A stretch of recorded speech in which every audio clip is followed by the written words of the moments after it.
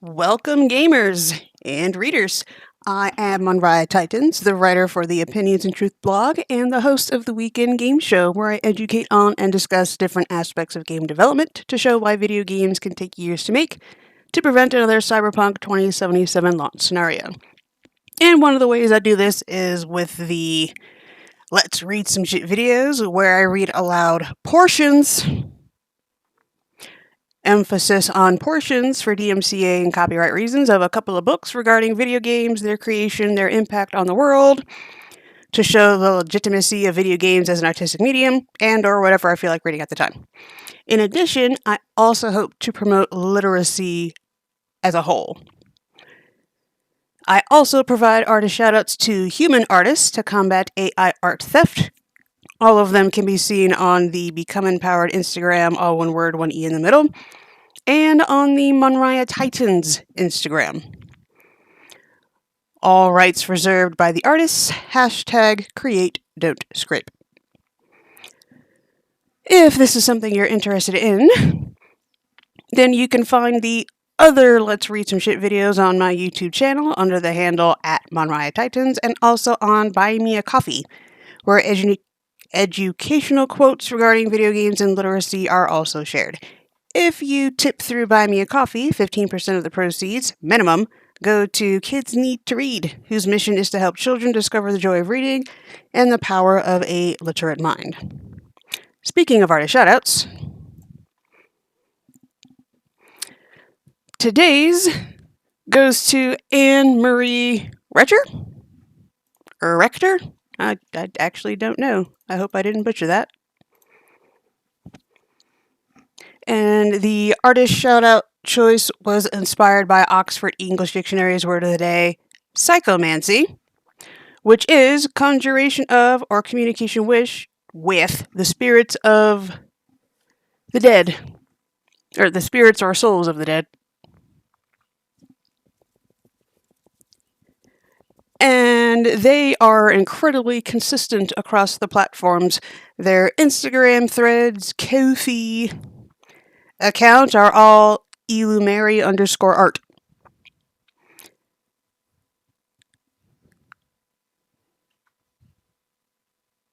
Which is so handy. And since yesterday's artist shout-out, when I tried to share their ArtStation portfolio, they decided to be a brat, here is their Ko-fi. And seeing as how the entire point of this is to get them exposure, do go please check them out. I will have a link to the artist shoutout in the YouTube description. Alright then.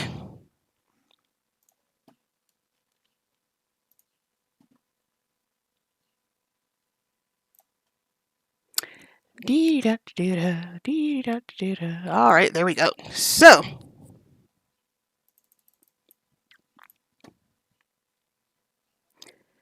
I made some adjustments. Alright. So, today, I decided to do something a little bit different. Since on bookshop.org, I have a bookshelf called TTRPGville, I am going to be reading portions of a TTRPG book. First, however, I'm going to read portions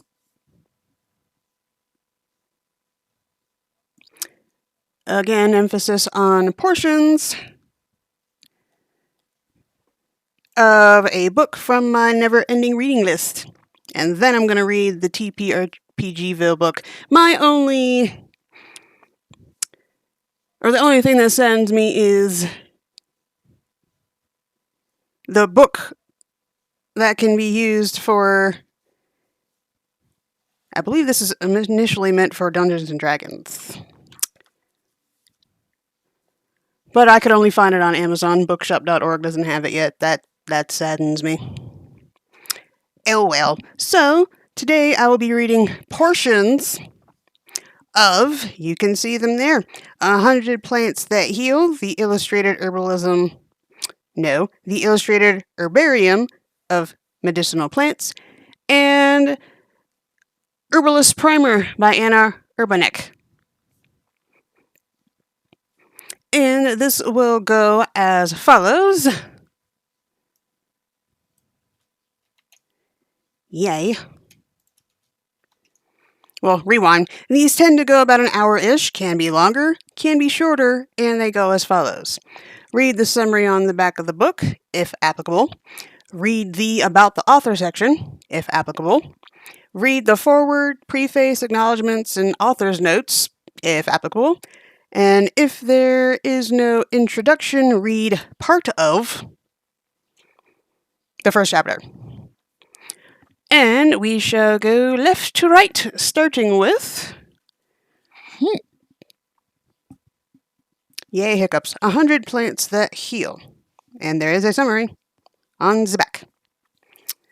Alright, so discover 100 common medicinal plants and how to use them for healing and self-care with this sumptuously illustrated guide. Thanks to exceptional photographs showing detailed views of all parts of the fresh plants, you will quickly learn to recognize them, discover their fascinating history, active components, and therapeutic properties, and learn how to prepare safe and effective herbal medicines and remedies at home. This journey into plant-based well-being is guided by a respected ethnobotanist and doctor of phytotherapy. I didn't see where Pixel Chat stopped. Okay. Ethnobotanist. And doctor of phytotherapy. All right. I will spell those then. Ethnobotanist and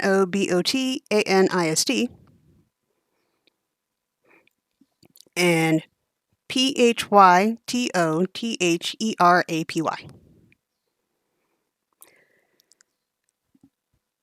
Phy. There we go. Meaning you can grow your knowledge of this natural science with complete confidence. Whether you are a nature lover, a green witch, or a herbalist, this magnificent book will satisfy all your curiosities about healing plants and become your essential guide to herbalism. That is the summary on the back. And this doesn't have any of those other things, the preface, or they don't have any of that, which saddens me. They do, however, have this, precautions for use and warnings. The publisher and authors bear no liability for any inappropriate use of the remedies suggested in this book. The plants described in this book should not be consumed in excessive quantities or for longer than recommended. This book should not be a substitute for medical treatment.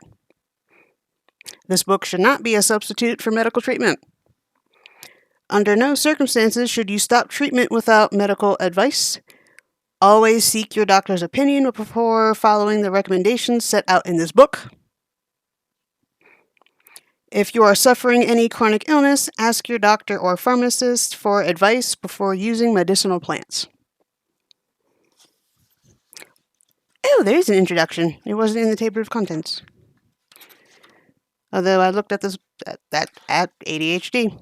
I actually looked through the book a little bit and forgot there was an introduction. Shocker. Anyway, introduction. This book of 100 Plants That Heal seeks to cast a spotlight on a selection... Thank you, hiccups. Cast a spotlight on a selection of common healing plants. Most of the examples given are indigenous to Europe, although some are naturalized, such as garden nasturtium. Actually, that's close. And harmless if used properly. It is not an exhaustive collection. The aim of this book is to teach you to recognize these healing plants, magnified by the remarkable botanical photographs by Pierre and Delia Vignes. Vignes. learn a little of their history, and try out the traditional recipes that use them. No deadly plants have been included, even those with widely recognized healing powers, such as foxglove, henbane, hellebore, naked ladies, and deadly nightshade. Humankind has always had a close relationship with the plant world. Plants have been part of our food since time immemorial.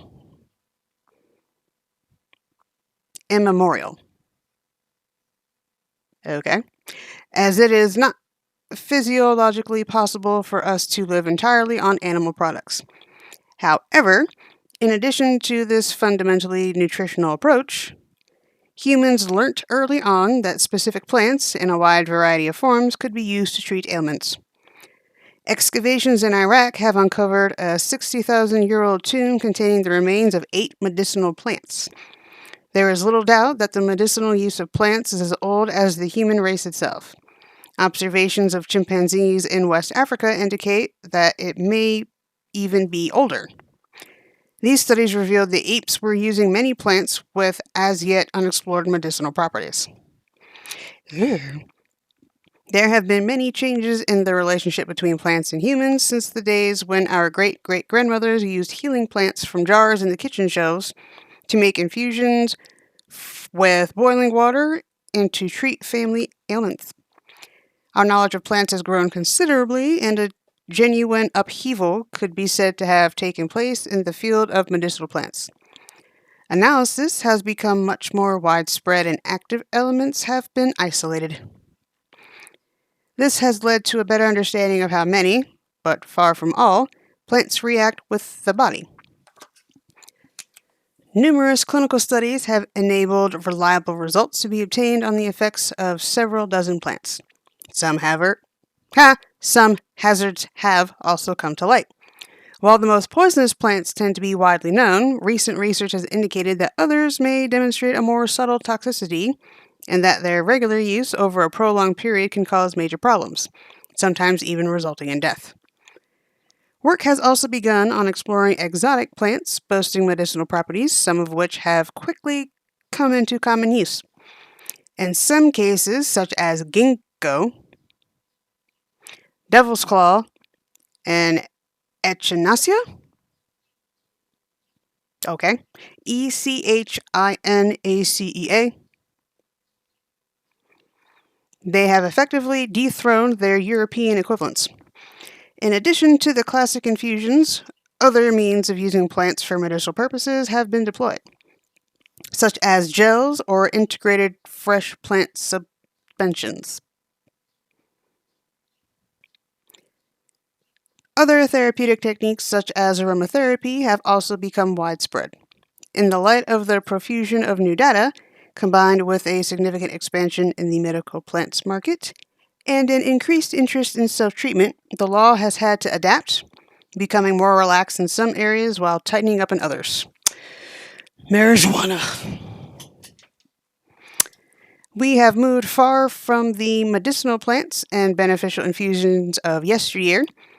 For pharmacologists,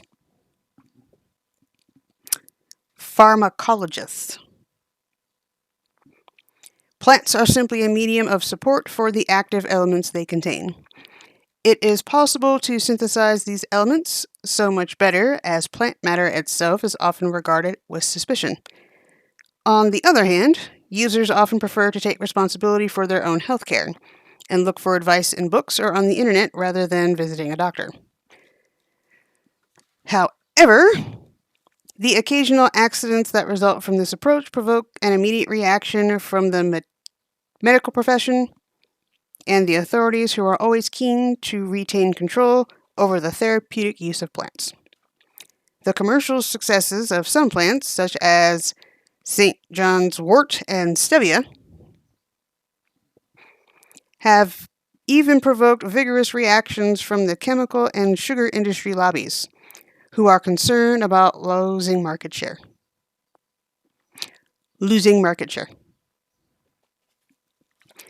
Despite the enormous advances in modern medicine, the use of healing plants still offers multiple advantages. Indeed, it is easy to forget that it is only within the last 150 years that humans have had anything other than plants to cure their ailments. Nowadays, plant-based treatments are once again taking center stage, as the efficacy of medications, such as antibiotics, considered the almost universal solution to serious infections, is on the decline. Bacteria and viruses are continually adapting and learning to resist the drugs that target them. Herbal medicine, which offers natural remedies that are well accepted by the human body, is often associated with classic treatments. It is currently undergoing an exceptional renaissance, especially for the treatment of chronic illnesses such as asthma or arthritis. Botany has also seen a significant evolution. The old medieval plant names have drifted out of use. Who still remembers that celandine, valerian, and convolvulus? Convolvulus. Okay. Convolvulus. Were once known as pilewort. All heal and granny pop out of bed. Family names have been rationalized. Compositia or compositae. Compositae.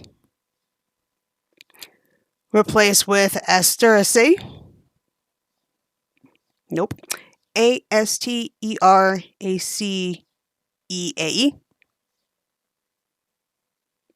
EAE.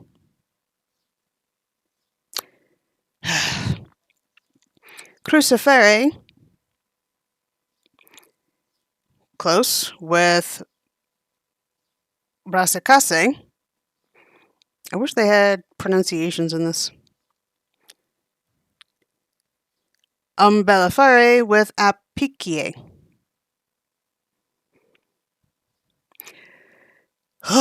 The scientific names of many plants have been changed by application of the principle of anteriority, which stipulates that the name used at the time of the first valid description of a species must be used. While following the study of plant genomes, some plants have been moved from one family to another. A medicinal plant is a plant that has a therapeutic effect on the body without being toxic at a normal dosage. Primum non nocere. I'm going to guess that's Latin. First, do no harm. It is important above all else that reasonable use aimed at healing a given illness does not cause any ill effects. Naturally, it is also desirable that it should fulfill the aim of effectively treating a health problem or injury.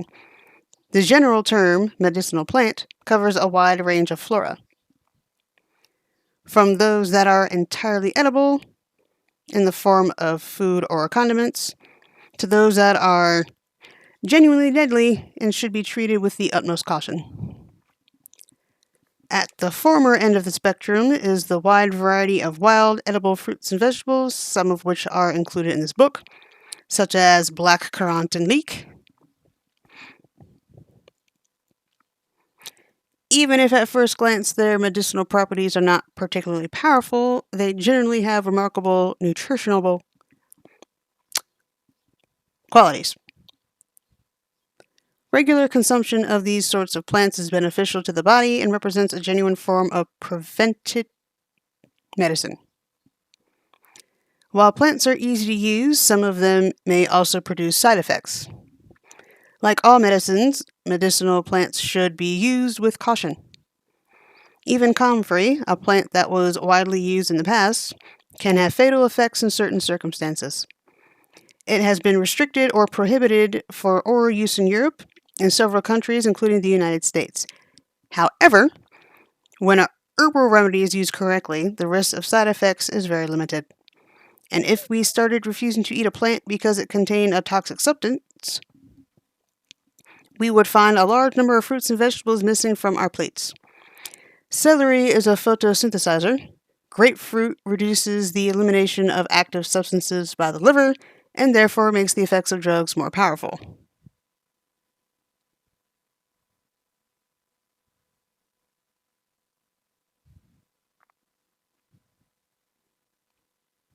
Good thing I don't eat grapefruit. I had to process that. Hold up. Which in turn may potentially lead to an overdose. Cabbage and black radish, meanwhile, reduce the effectiveness of drugs, as does St. John's wort, which has come under such scrutiny.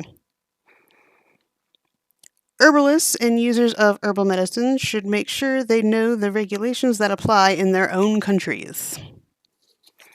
All right.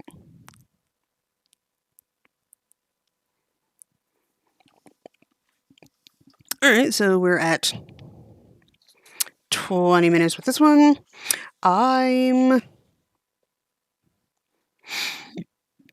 going to read this bit about the almond because I don't want to go fully into the meat of it.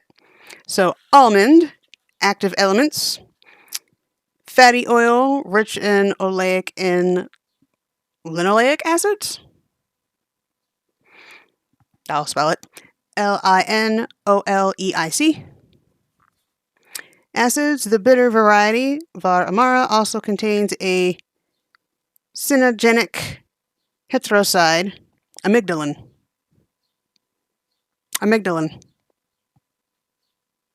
Really? Amygdalin. All right. Toxicity. And this is the point that I wanted to get at before I switch books. Amygdalin.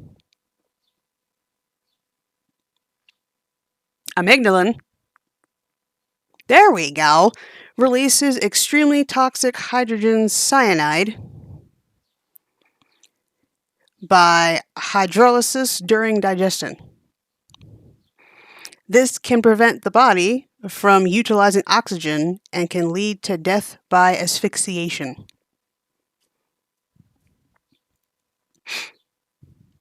However, main benefits: softening, laxative for babies, skincare, cholesterol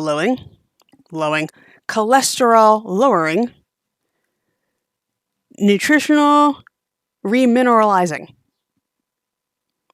That was a mouthful. Remineralizing. Parts used: roots, leaves, whole plant. All right. That was a part of 100 Plants That Heal, the illustrated herbarium.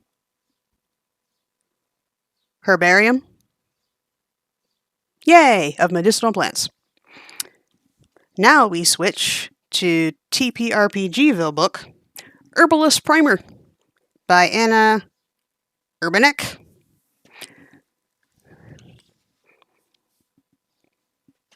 Pixel Chat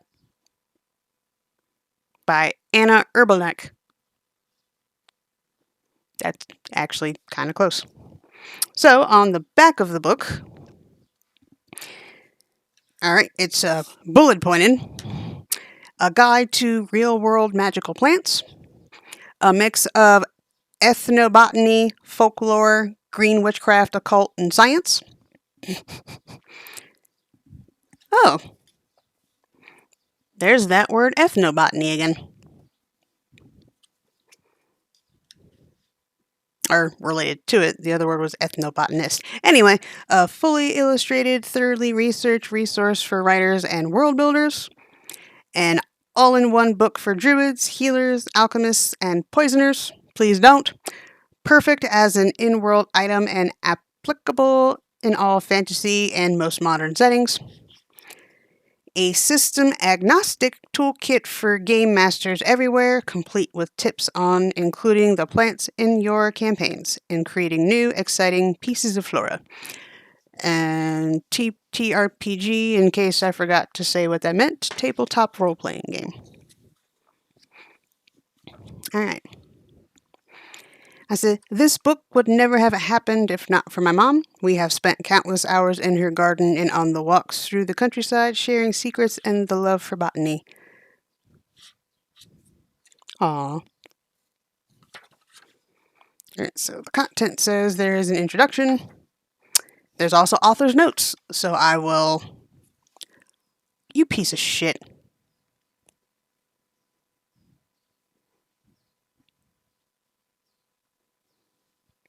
There, I don't know where Pixel Chat stopped. So, there is an author's notes. Or there are author's notes. And then after that, I'm going to read the introduction.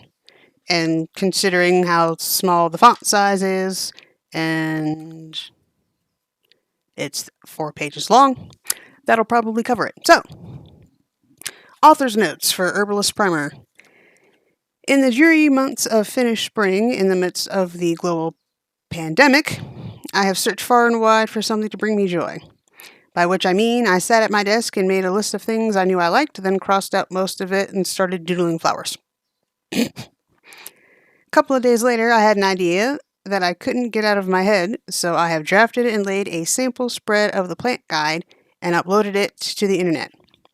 24 hours later, I knew I'm about to write a book. If not due to popular demand, then at least highly motivated by it. You've asked for it, now you have to read it. Hope you'll enjoy the exercise. Hope you'll enjoy the experience. Why is the font so small? Contrary to basically everything about the style of this book, this is a work of fiction. With all my love for botany and science in general, Herbalist Primer is not a scientific publication. And it definitely is not a medical guide.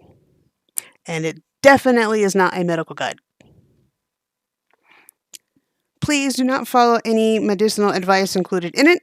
I did the research, but I did not do that kind of research. And even if I did, would you really trust me with your life? Please don't. What it's also not is an occult book. While I adore the occult, it has proven impossible to do justice to the topic within the confines of this single book. I might need to write another one. Go and apply the lore included in the primer to your tabletop role-playing adventures. Do not apply it to your wounds. The book will get dirty. Alright. This is so pretty. I was part of the Kickstarter for this. Alright. Introduction. Why am I getting hiccups again? This book is an introductory course in herbalism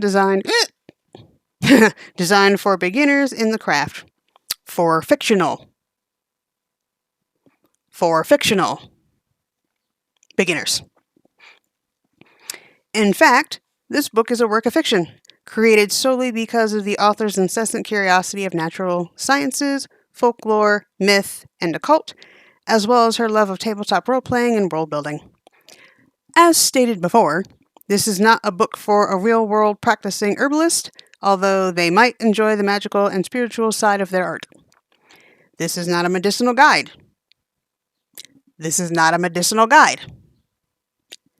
And neither the author nor the publisher accept any responsibility of using this advice outside the fictional and fantastical worlds. This is also not a guide to herbal magic. This is also not a guide to herbal magic, as it mixes way too many stories, legends, and magical traditions to be considered useful for anybody but the most chaotic and Discordian practitioners. What is it then? Herbalist Primer is a book of plant lore. Think of it as a repository of interesting notes from the intersection of botany, ethnobotany, folklore, occult, and gaming material. A hopefully amusing and useful mix of interesting facts and opinions expressed about various plants at some points in the known history of humankind. While written as a guide for beginner herbalists, healers, alchemists, and magicians, it is just a work of whimsy compiled by a librarian cursed, or blessed, with a penchant for fanciful and overblown research. I like them. It is a labor of love and pursued interest growing out from the seeds sown by all of the gardeners, herbalists, botanists, pharmacists, tincture makers, Tincture makers? Tincture makers. I got tongue-tied. Storytellers, librarians, and witches, surprisingly common in the author's genealogical tree. Following in their footsteps, the author has the immense pleasure of presenting this book, hopefully first in the series of primers mixing natural sciences with the occult and role-playing games. They actually did come out with a second one. I think that was geography.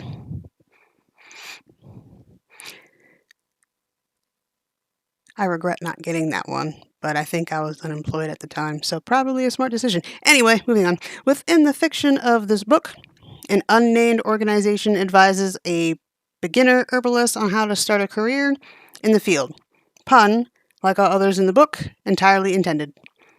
It does not assume that you, as either the reader or the student, possess any prior knowledge of botany, medicine, or magic. Neither does it aim to teach anything but the basics. For those interested in the topic outside of pure entertainment, the author highly advises further learning, structured or unstructured, as well as field experience or an apprenticeship to an established herbalist. For all intents and purposes, this book uses the ethnobotanical definition of herb. That is a plant or plant-based substance used for medicinal, culinary, magical, or properties, including its religious, cultural, or symbolic uses. This approach allowed the author to call both a dandelion and myrrh a herb. Myrrh? M-Y-R-R-H. A herb. An herb. Only differentiating between the spices, herbs, incenses, resins, etc. when pertinent to the subject at hand. Alright. Book contents.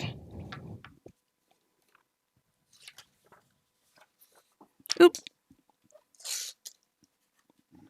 Come back, I need you. Alright. Book contents. The first section, Lore Primer, introduces basic concepts of botany, herbalism, and herbal magic. It has been designed to cover all the bases and provide you with the lore and vocabulary useful in writing or playing a herbalist. From photosynthesis to maceration to harvest festivals, you will find a collection of useful terms and concepts to inspire your future research. Please note that while the basics of botany and basics of herbalism cover material that may be considered real-world accurate, basics of herbal magic makes no such claims. The material covered there tries to encompass many magical traditions, and while the practitioners of Wicca or Hermetic ceremonial magic will find many familiar elements there, this chapter is not meant to present any specific magical or spiritual collection of beliefs and practices. The following section, Plant Guide, is the core of Herbalist Primer, introducing 100, just like the other one, introducing 100 notable plants of folklore, medicine, and occult. It mixes facts and whimsy in various proportions. The sample plant entry provides additional context for each module. The opening descriptions are honest to science botany, at least as far as the author can tell. The same applies to the scale in the accompanying table. The illustrations have been drawn based on material found in old herbals and in photographs, either taken by the author or available in the public domain. The notes on habitat and cultivation are also rooted in science, although they may contain traces of magic and superstition, which should be easy to identify. This section is carefully kept setting agnostic. You won't find real-world distribution here or there, as it would render the plant guide unusable in fantasy worlds. For those, look in references, chapter in the appendices, or just put the scientific name in your web browser. Fun. Foraging and preparation is also as factual as possible, unless the author managed to find interesting and colorful bits of folklore regarding the plant. The lack of scientific backing to those methods of harvesting should be self-explanatory. The culinary use, if possible, refers to real-world use of plants in various cuisines. No recipes are included due to spatial limitations, but hopefully it will provide enough inspiration to look deeper into the subject of delicious plant-based dishes. Medicinal properties are based mostly on ethnobotany, herbalism, and traditional medicine. Not all of the purported properties have been confirmed by science, but as we discuss in Basis of Herbalism chapter, it does not necessarily mean they are incorrect. Again, this is not medicinal advice. The author is not a doctor or a certified herbalist, nor does she desire to be one. The notes on magical properties are, of course, where botany exists, pursued by a bear. This section has been compiled based on numerous sources: myths, legends, half-remembered stories the author heard in her childhood, superstitions, folk songs, local traditions, Pliny the Elder's imagination, old and modern occult, fantasy novels, pop magic, New Age books, role-playing game handbooks, and poetic license. Most sources are listed in bibliography and references. Many are untraceable, as the author has failed to remember where she read or heard the thing. The science dutifully comes back to the stage in poisonous properties to supply basic information about the doses, symptoms, and antidotes wherever possible. Please bear in mind that this book is not a medical guide. In case of non-fictional poisoning, contact a healthcare professional instead of heeding any advice included in the Herbalist Primer. For more general information, refer to the Toxins and Antidotes chapter in the following section. The following section, Practical Herbalist, contains empirical applications of herbalism. It provides basic information on methods of creating different types of herbal preparation, discusses necessary tools, and provides simple recipes. After that, in Toxins and Antidotes, we discuss matters of poisons, symptoms, and antidotes, as known to modern toxicology. Gardening and cultivation provides the absolute basics of permaculture, composting, pest control, and other related subjects. I hate it when they do that hyphenating the word onto the next line thing. It confuses me. Moving on, the last section of the book, Appendices, contains all the material that either did not fit the setting agnostic approach of the book, or that is simply more convenient inserted at the end of the volume. This covers convenient tables of medicinal use based on the properties described in the plant guide, magical and astrological correspondences, and language of flowers based on 19th century British and American guides to floriography.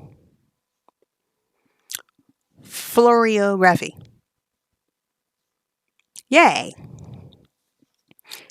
Botanical Latin Primer and Plant Generation Tables are two appendices created for world builders.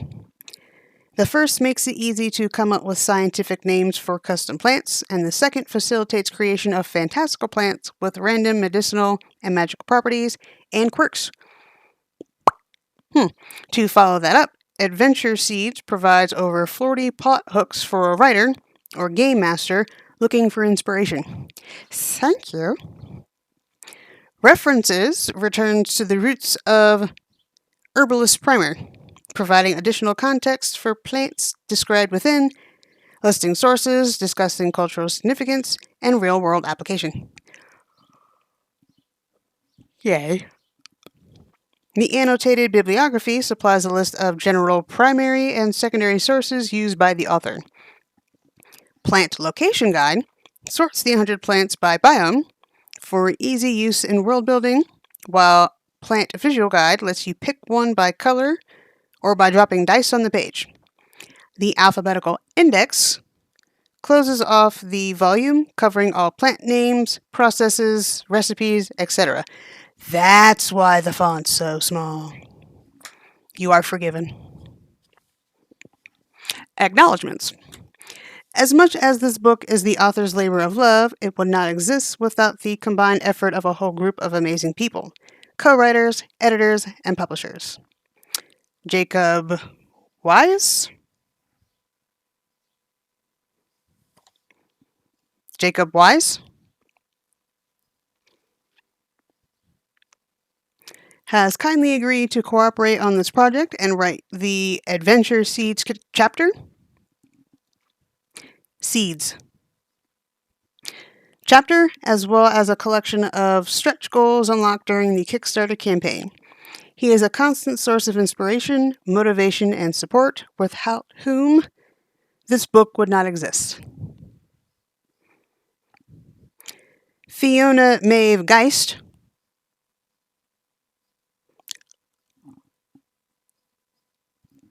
Pixel chat was perfect there.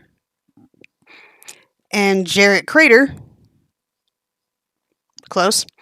An illustrious duo of editors from the Moonrat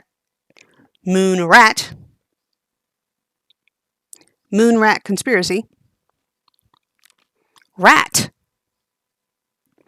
Conspiracy have polished this book in innumerable ways.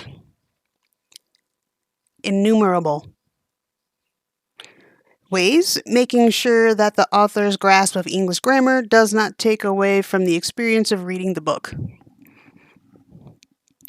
All things good and lexically pure are thanks to them. All mistakes are a matter of the author being stubborn. Rishi R. Masalia. R-I-S-H-I. R. Masalia. Subtract an S in the middle and that'd be perfect. With his PhD in plant biology and years of experience in popularization and communication of science, has fine-combed this book and brought it in line with the current state of botany, for which the author is eternally grateful. V. Huntsman, V.I., from Collabs Without Permission, has helped to make this book possible through their video editing skills and support for the crowdfunding campaign. Kristen and Matt Kelly. Kristen and Matt Kelly from Exalted Funeral Press have provided their experience, know-how, and support during the whole process of writing, crowdfunding, and publishing this book. Their hard work and professionalism have allowed the author to focus on writing and drawing. Finally, the author owes special thanks to 18,725 backers of the Kickstarter campaign, whose support has exceeded all hopes. Their generosity and encouragement have changed this book into the start of an amazing project. Stay tuned! And that was Herbalist Primer. I hope you enjoyed all that. I know I certainly did.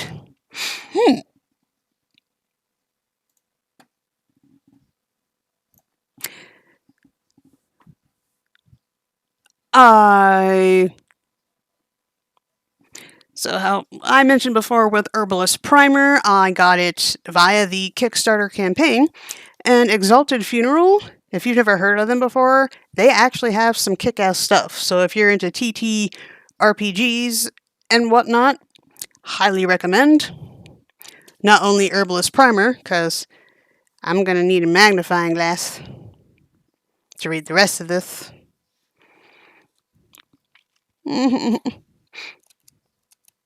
Also, it's color-coded. But I already moved away from Herbalist Primer, so nope. All done. And then with 100 Plants That Heal, I love going to the Renaissance Festival in Arizona. If I can go every year, I do. They have a bookstore there that my lovely honey and I love a lot, and that's where I found 100 Plants That Heal. What I regret not grabbing along with it were the index cards. Well, not index cards, but they actually had a box next to it that was small that had cards in it that said 100 Plants That Heal. I hope they have that next year because I want it.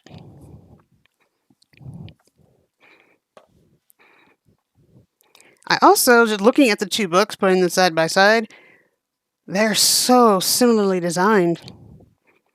Like, did the same... Who designed the covers?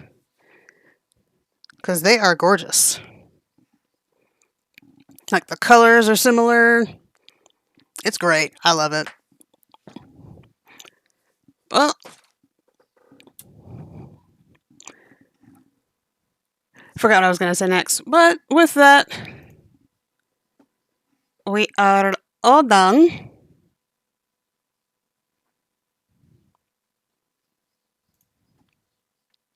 For the most part.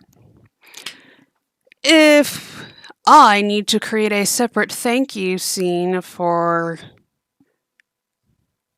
videos, because this is the one for Twitch. If we were on Twitch, then the commands would make sense to use command Discord to get to the Discord and command Bookshop to get to the Bookshop link, but we're not on Twitch, hence the need for a separate one. So, with that, if you want to learn more about me in general, you can go to MonriaTitans on Instagram, Twitter. I don't want to say I'm on almost everything, considering the fact new social media keeps popping up.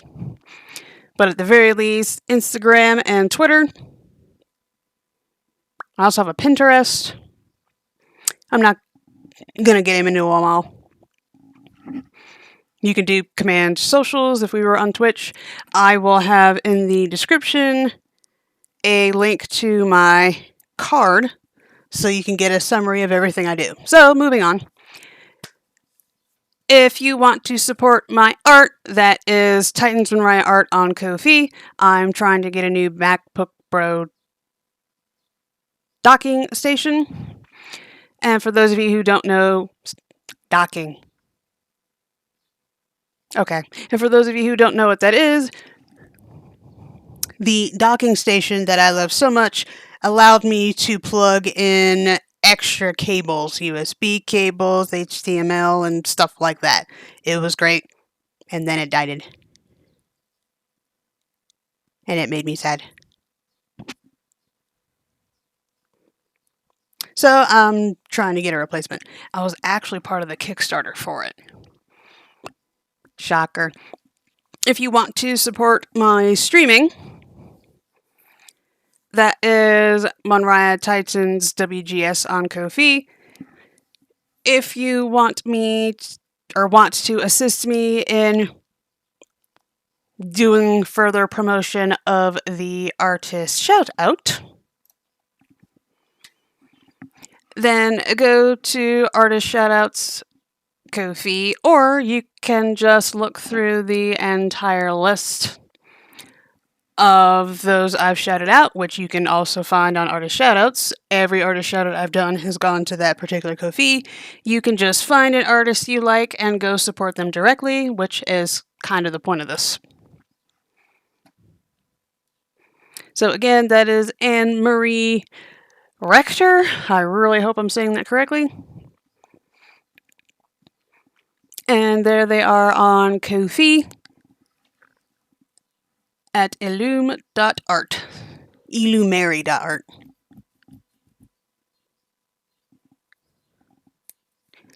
Illum. Mary. Murray. Murray. Pixel Chat, the fuck are you doing? Illumary.art. That's actually very close. And if you just want to support me getting more books and or kids need to read, you can go to buymeacoffee.com/MonriaTitans, or if you just want to support Kids Need to Read, you can go to buymeacoffee.MonriaTitans, and the link will actually be in the About section to get to Kids Need to Read. But before I close, if you want to try to get away from Amazon, I highly recommend bookshop.org. Please get there. Pixel chat went black again.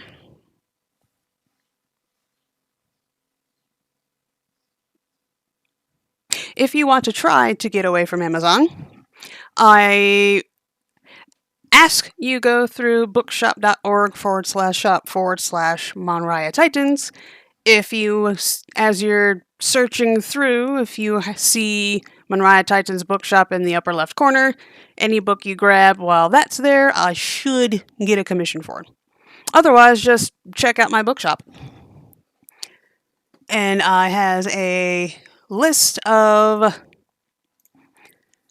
shelves I wish I could scroll through on here and show you, but they are Best Banned, Censored, and Challenged Books, Gaming Industry Resources, Books Based on Games, TTRPGville, The Never Ending Reading List, Quoted Books, Fun Reads and Mythology, History, Essays, and Memoirs, and lastly, Psychology and Mental Health. Like it says in the very beginning, that lovely quote, if you want to be a writer, you must do two things above all others. Read a lot and write a lot. There's no way around those two things that I'm aware of. No shortcut. Stephen King. And with that, we cometh to a close. I'm going to talk to the gamers now. Remember, we are gamers not because we don't have a life, but because we choose to have many, which could also be said of readers. If anyone asks why you like video games, remind them a game is a problem-solving activity approached with a playful attitude. A quote by Jesse Shell. And if anyone gives you shit for your interest, tell them you may not like video games, but what I learned from them is this. No enemies in front of you means you are going the wrong way. Thank you for watching. May every decision you make be in the spirit of fairness, and may the rest of your day not go to shit. See you next time.